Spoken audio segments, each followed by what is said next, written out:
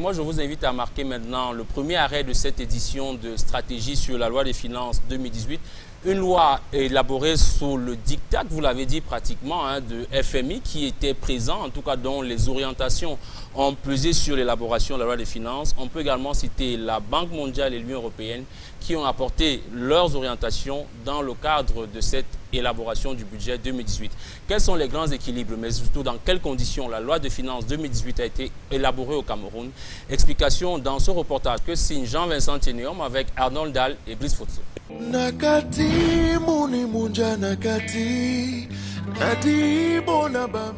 Le budget de l'État peut être défini comme l'ensemble des documents votés par le Parlement qui prévoient et autorisent les ressources et les charges de l'État pour chaque année. C'est donc un acte de prévision et d'autorisation annuelle de perception des impôts et de dépenses des deniers publics. Quand on voit se réaliser des grands projets comme le port de Kribi, le deuxième pont sur le Vouri ou le barrage de Lampangar, ce sont des investissements qui ont été programmés. Il faut veiller aussi que les services de proximité à la population, eau, électricité, santé, infrastructures routières continuent à bénéficier de l'attention particulière du gouvernement. D'où vient l'argent qui sert à l'État pour financer tous ces projets? Comment collecte-t-il ses recettes? Comment ventile-t-il ses dépenses? Autant de questions qui vont nous préoccuper tout au long de Stratégie de ce mois.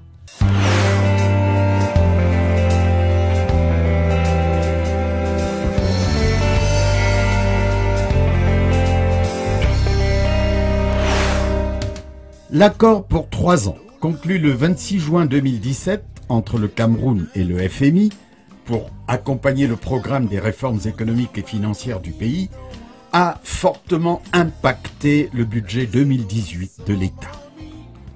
L'objectif majeur est de réduire le déficit à moins de 3% du PIB d'ici 3 ans, selon le programme. Nous y sommes presque, compte tenu des engagements pris pour 2018, en relevant le niveau des recettes propres et en contenant les dépenses publiques. Mais nous voulons également, dans le cadre de cet exercice, mettre l'accent sur la qualité de la dépense. La qualité de la dépense en réduisant de manière aussi substantielle le train de vie de l'État, en poursuivant l'efficacité de la dépense et en poursuivant bien entendu le ciblage des ajustements afin que les dépenses sociales prioritaires puissent être toujours maintenues. Vous avez constaté que la masse salariale du Cameroun est restée intacte, elle a même connu une progression.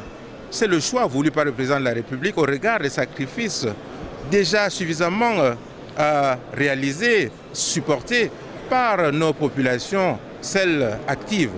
Nous voulons poursuivre cette dynamique en allant chercher à travers l'élargissement de l'assiette beaucoup plus de ressources ailleurs et en réduisant les dépenses qui n'ont pas une valeur ajoutée immédiate.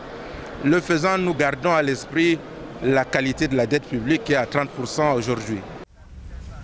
Outre cet accord avec le FMI, le budget est exécuté en tenant compte du niveau des cours mondiaux du pétrole, la deuxième année de mise en œuvre de l'accord de partenariat économique, les perturbations d'activité enregistrées dans les régions du nord-ouest et du sud-ouest, la poursuite de la lutte contre Boko Haram et l'insécurité dans la région de l'Est. Face à toutes ces contraintes, on est presque étonné de voir que ce budget maintient comme prioritaire le renforcement des performances de notre économie, l'amélioration des conditions de vie de nos populations et la lutte contre le chômage.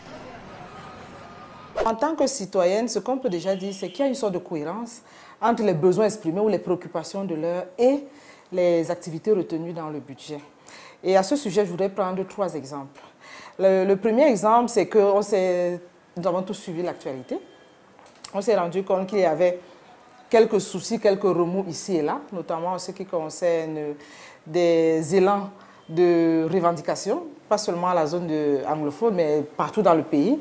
Et l'une des réponses qu'on peut voir dans ce budget, c'est certainement, on peut être d'accord ou pas, mais c'est probablement la mise en place de la commission du bilinguisme qui a bénéficié cette année, ça c'était très frappant, d'un budget de 3,4 milliards. Alors, je ne voudrais pas comparer ce budget, le budget de cette commission qui est très récente, au budget d'autres structures, mais si une importance capitale est accordée à cette structure à travers cette allocation budgétaire, c'est dire qu'il y a une réponse qui est attendue de cette commission à travers justement les activités qui seront mises en œuvre. Moi, ça m'a frappé. Ça m'a véritablement frappé, d'autant plus c'est une commission récente qui a été mise en place en mi-année 2017, qui a bénéficié déjà d'un budget à ce moment-là, et puis maintenant pour 2018 de ce budget important. Alors ça, c'est une information qui ne peut pas laisser un observateur ou un citoyen lambda indifférent. Alors ça, c'est la première préoccupation. L'autre cohérence qu'on peut également retrouver dans le budget, c'est qu'on se rend compte qu'il y a une suite dans la réalisation des grands travaux. Alors, il y a la poursuite de ces projets. Donc, au niveau de l'investissement, on se rend compte que nous sommes restés dans la même lancée. On peut ajouter la CAN comme grand projet également, qui vient s'ajouter à ce qui existait déjà. Bref, il n'y a pas eu un ralentissement de cette intention. Je pense que c'est aussi important. Toutes les préoccupations liées à l'approvisionnement en eau, électricité, les routes, etc., trouvent donc des réponses à travers ce budget. C'est une cohérence de mon point de vue qui est à saluer en tant que citoyen. Le budget insiste sur une utilisation rationnelle des ressources publiques, la réduction du train de vie de l'État et la lutte contre la corruption. Lorsque vous lisez le budget, et notamment la circulaire du président de la République, on se rend compte qu'il y a un accent particulier qui a été mis sur les limites. Je voulais utiliser un mot un peu difficile, mais je voudrais, disons l'efficience des administrations. Donc on attend désormais des administrations qu'elles puissent exécuter le budget avec beaucoup de rigueur. Lorsqu'on lit le budget, on se rend compte qu'il y a un accent particulier qui est mis justement, entre guillemets, sur la surveillance de l'exécution du budget, c'est une très très bonne chose. On a été curieux de constater qu'il y a même un certain nombre de déclarations, notamment en ce qui concerne la circulaire, qui exigent finalement des entreprises publiques, des administrations qui se comportent comme des entreprises, donc qu'elles soient économes, qu'elles soient également pertinentes dans le choix de leur projet. Je pense que c'est des choses qui, en tant que gestionnaire, ne peuvent pas passer du tout inaperçues, même si on peut questionner la capacité des ressources humaines qui existent à pouvoir accompagner cette intention qui se lit clairement dans le budget. Vous avez le budget qui prévoit un certain nombre d'activités. Et si vous lisez bien le budget, vous allez vous rendre compte qu'au niveau budgétaire, on s'est entendu, on s'est accordé qu'il faut élargir l'assiette des recettes fiscales. Bien entendu, on va augmenter un peu la pression au niveau des entreprises et des individus, au niveau des impôts. Il y a la réduction également des charges, disons l'efficience, il y a un accent qui est mis sur l'efficience, mais on ne sent pas véritablement un intérêt particulier autour des ressources humaines qui doivent être considérées comme des soldats du budget. Moi, je pense que de ce point de vue, il y a quand même matière à réflexion.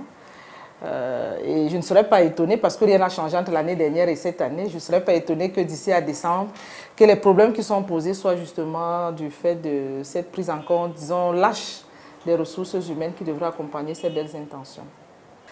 Je ne sais pas si on peut l'affirmer autant. Et comme je vous disais, il y a de très belles intentions. Moi, je pense qu'on peut questionner l'action par la suite.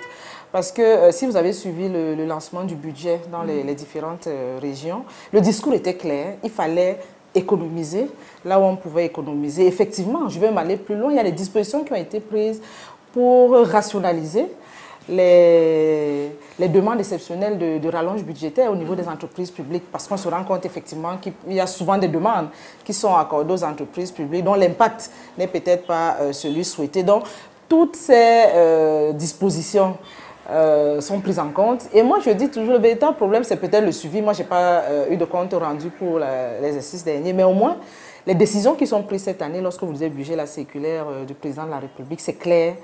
L'un des endroits où on va faire le plus d'économies, c'est dans ce type de dépenses. Et ce d'autant plus que si on prend ces différents fonds, ces différentes commissions, ce d'autant plus que l'impact recherché tarde justement à être visible. Là, c'est encore de très belles intentions, comme je dis. Et le document budget ne présente pas les stratégies de manière opérationnelle. C'est la raison pour laquelle on peut rester quelque peu dubitatif. Et c'est la raison pour laquelle les comptes rendus, même trimestriels, sont importants à faire également à l'adresse des populations pour qu'on s'assure effectivement que les déclarations qui sont faites dans le budget, qui sont de très bonnes déclarations lorsqu'on fait de l'analyse du budget, sont effectivement suivies des faits. C'est la raison pour laquelle vous avez suivi la circulaire du Premier ministre qui indiquait justement les dispositions à prendre dans les entreprises publiques pour les déplacements des DG et des PCA et toutes les mesures qui sont prises également pour la réduction du train de vie de l'État.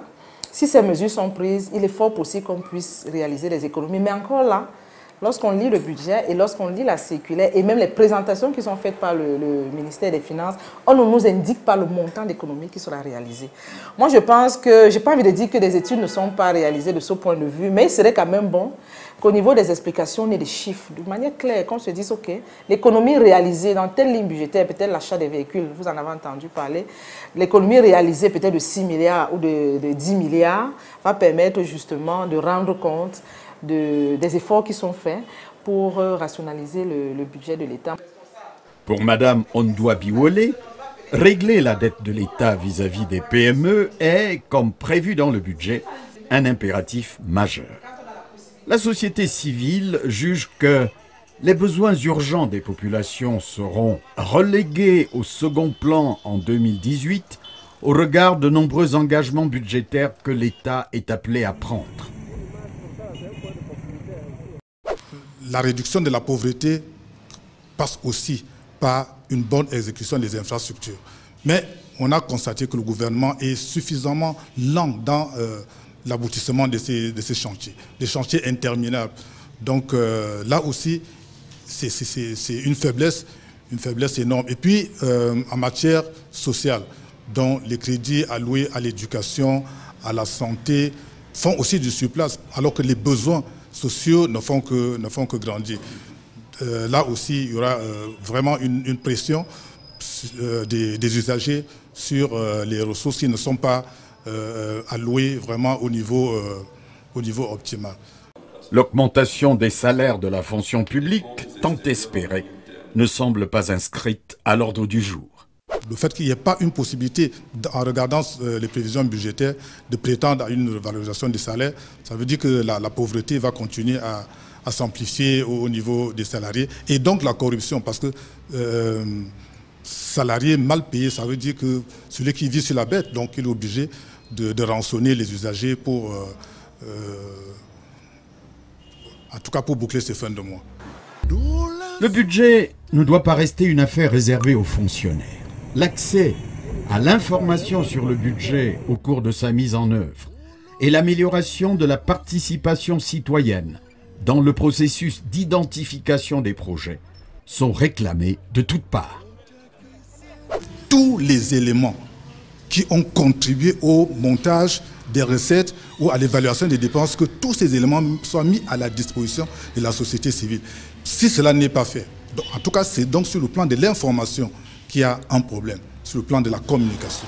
Ce n'est pas sur le plan de l'analyse. C'est pour cela que le problème, la question d'accès aux données reste vraiment cruciale pour nous, la société civile, parce que nous n'arrivons pas, nous ne sommes pas automatiquement informés de ce qu'on appelle la morasse budgétaire, c'est-à-dire tout ce qui accompagne le budget. Même les documents qui vont à l'Assemblée nationale ne sont pas adressés à la société civile. Donc il nous faut mendier un peu l'information pour pouvoir l'analyser et pouvoir être en mesure de prendre des positions. Les transformations ne s'apprécient pas sur eux. On en parlait du budget 2018, c'est de parler des actions de court terme qui sont prévues pour 2018. Mais il serait peut-être bon de voir pour les 3 ans à venir, parce que nous sommes quand même sous programme pendant 3 ans, d'envisager, d'anticiper sur les transformations réelles et surtout durables qui sont visées par le Cameroun. Je crois que ça permettrait de rassurer la population et peut-être communiquer davantage. Pas seulement en utilisant les éléments budgétaires, mais également à utiliser un langage qui permette aux citoyens de s'assurer que lorsqu'on parle du budget 2018, c'est que l'exécution de ce budget aura une incidence dans son portefeuille, si ce n'est pas en 2018, au moins en 2019 ou en 2020, pour que finalement les élections qui sont même prévues pour cette année aient un sens.